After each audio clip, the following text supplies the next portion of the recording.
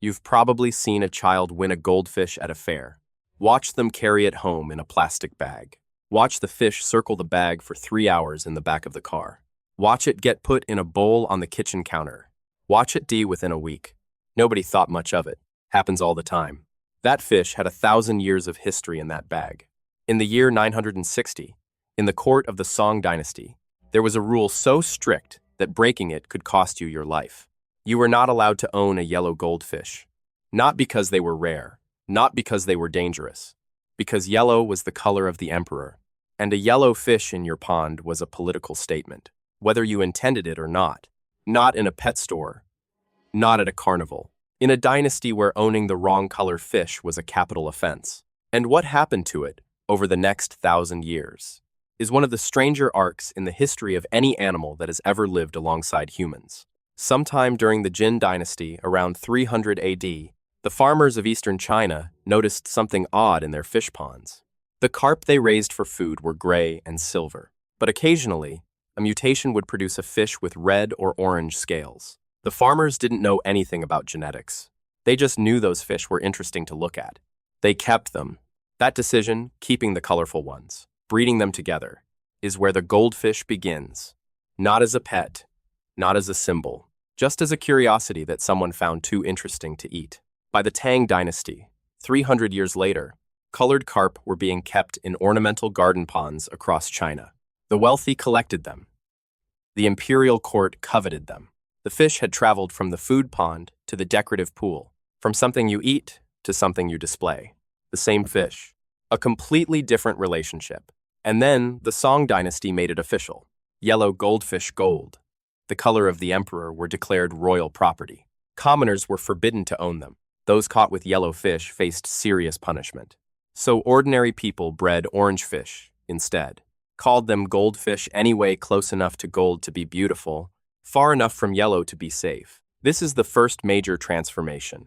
A fish goes from food to status symbol, and the status is specific enough that the wrong color could get you killed. By this time, wealthy families had begun keeping goldfish in porcelain bowls. Not permanently, but as a performance of status. You'd bring a beautiful specimen inside, display it in a hand-painted bowl for your guests, then return it to the pond. It was theater. The fish was a prop. This is the first fishbowl. Not designed for the fish, designed for the audience. In the 1500s, goldfish were brought to Japan.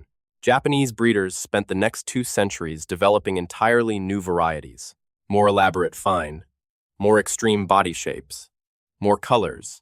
The Ranchu, the Ryukin, the Oranda. The Japanese didn't just keep goldfish. They transformed them. In the 1600s, goldfish reached Portugal and the rest of Europe.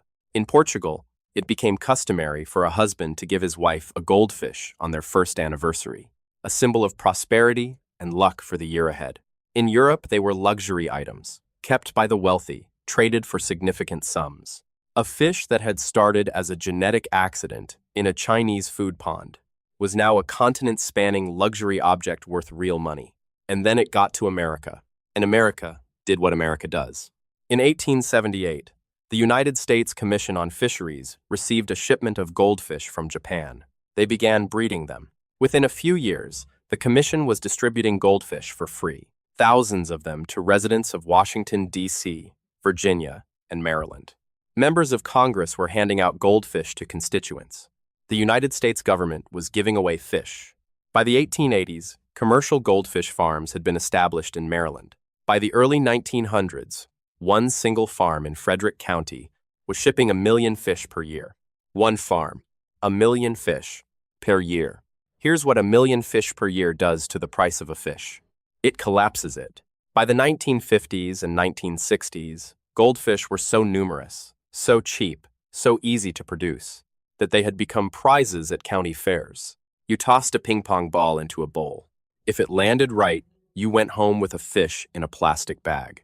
A fish whose ancestors had been legally protected property of Chinese emperors. A fish that European husbands had given as anniversary gifts. A fish that Japanese breeders had spent centuries perfecting. Now, it was a consolation prize at a carnival. The same animal, the same species.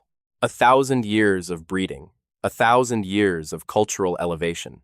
and it ends up in a plastic bag at a county fair because supply had so far outrun demand that value had become meaningless. Here's what I find remarkable about this.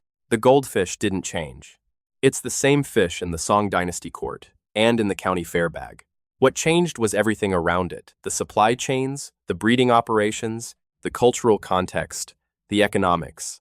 The fish itself is just a fish. It never knew it was sacred. It never knew it became disposable. But the humans who decided it was sacred and the humans who decided it was disposable were both responding to the same thing: supply. When goldfish were rare, they were precious. When goldfish became common, they became nothing. In 2012, a young girl in the United Kingdom won a goldfish at a fair and was so disturbed by the custom, a living animal as a throwaway carnival prize, that she started a campaign to ban the practice. Several UK councils eventually did ban goldfish as fair prizes. The fish that once required imperial permission to own now required a ban on giving them away. That arc from forbidden imperial property to banned carnival prize covers exactly 1,000 years. And somewhere in the middle, for a few centuries, it was just a beautiful fish that people kept because they found it interesting to look at. Before the politics, before the economics, before the plastic bag, the goldfish didn't fall from grace. It was produced out of it. Right now, somewhere in the world, a child is carrying a goldfish home in a plastic bag from a fair. In a plastic bag from a fair. The fish is worth less than the bag. It will probably be dead by Tuesday. The fish has no idea it was ever sacred. Neither does the child. And somehow that's the saddest part of this whole story.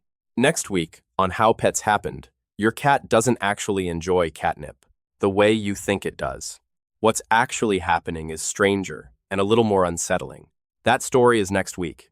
If you've ever won a goldfish at a fair or watched one die in a plastic bag, before you got home, now you know the full arc of what you were holding.